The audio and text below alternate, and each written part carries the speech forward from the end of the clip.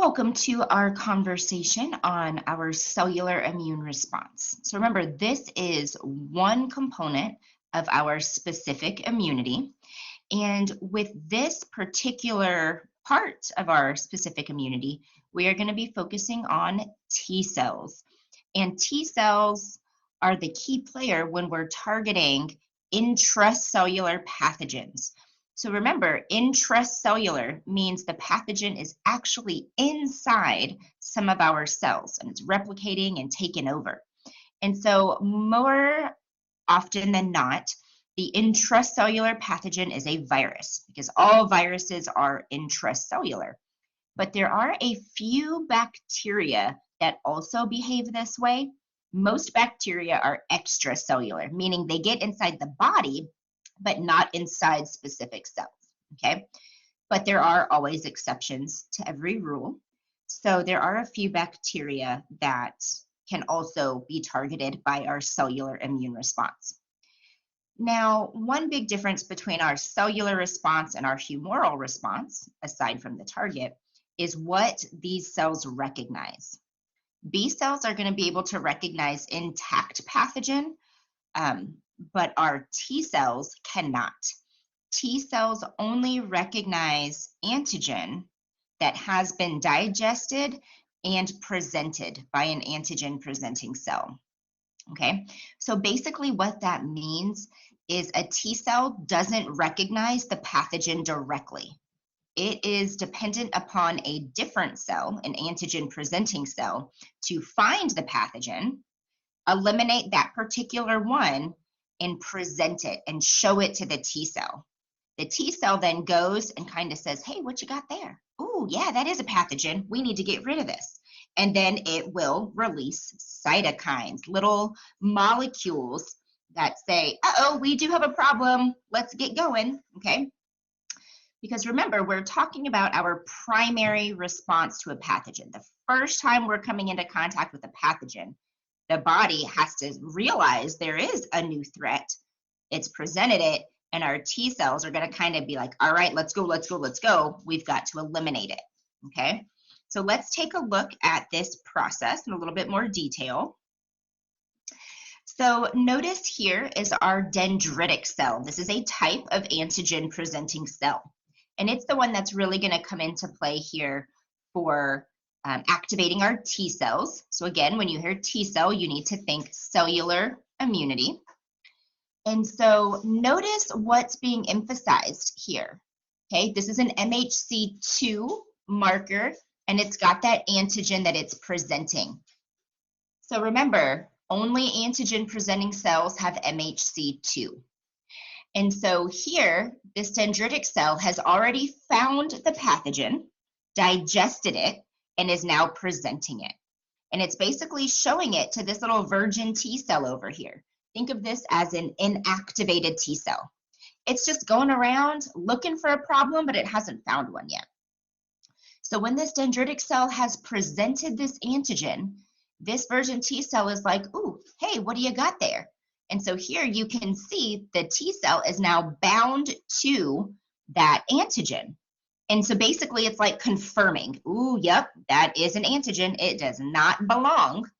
And so now it's going to become activated. And when it does that, it's going to start differentiating into different types of T cells. That cell is going to divide into cells called T helper cells. It's also going to divide into memory T cells. That way we don't forget this pathogen once it's been cleared. And it's also going to differentiate into cytotoxic T cells. And this is where the rest of our conversation is going to focus, because these helper T cells, they're going to go and play a role in the humoral response.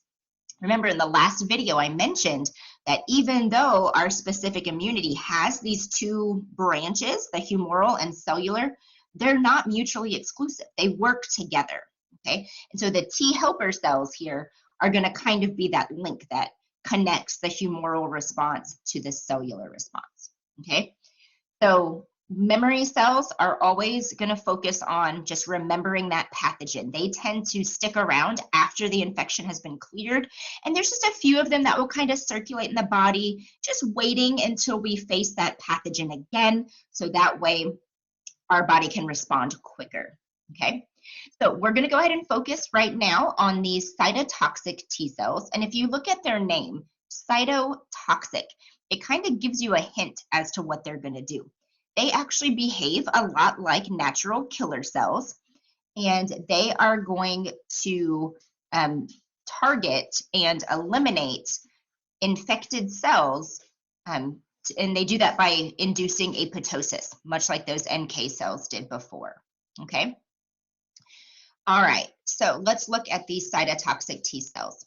So notice here, there is a self cell. You notice it has MHC1 on it, so you know it's one of our cells.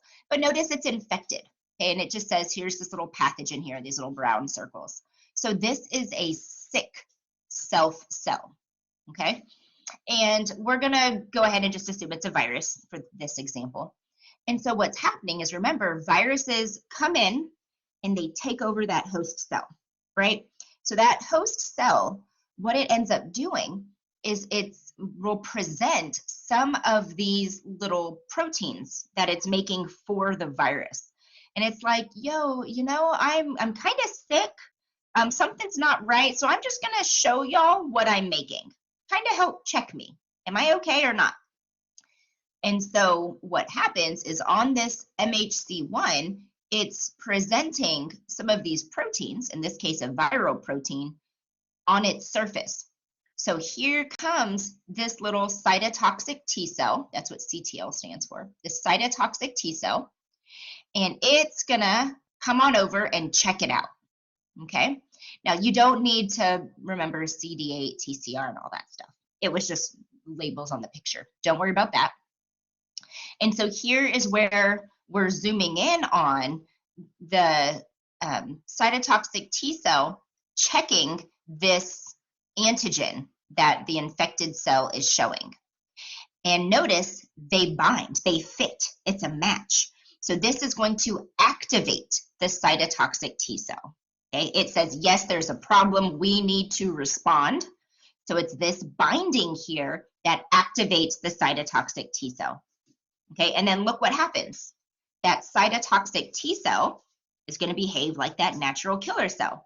It's going to release those little perforin proteins that are going to go and kind of poke holes in the membrane of the cell.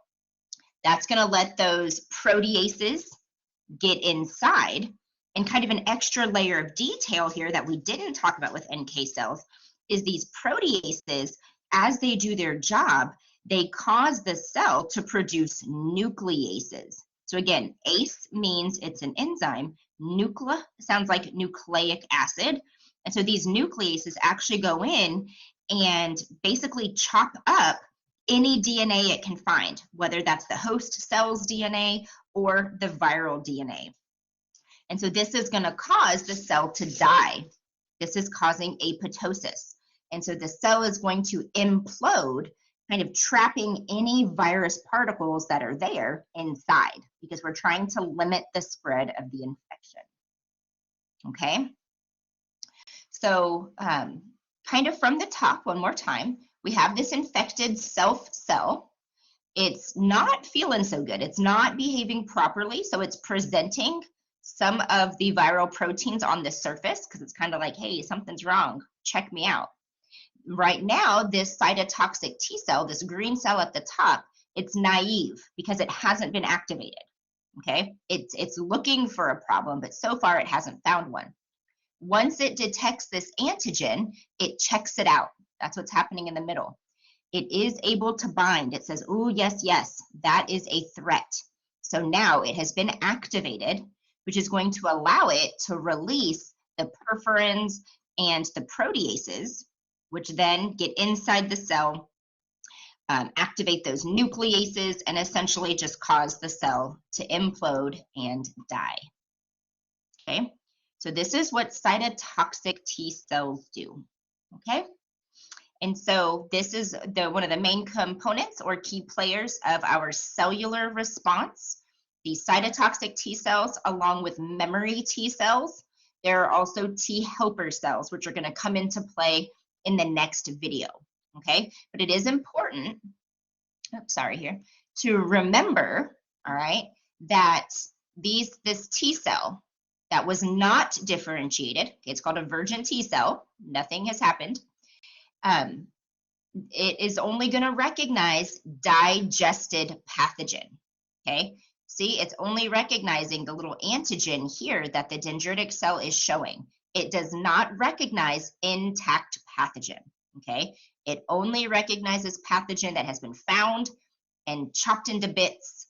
And so it's only looking for this little antigen here, okay? And it's not until it binds with that antigen, it confirms it's a problem, that this virgin T cell starts rapidly dividing into different types of cells. It differentiates, okay? And again, we focused our conversation here on the cytotoxic T cells.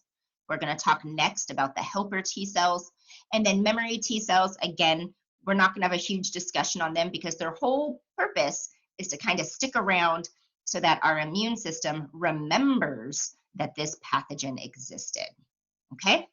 That is it for this video. Let me know if you have any questions.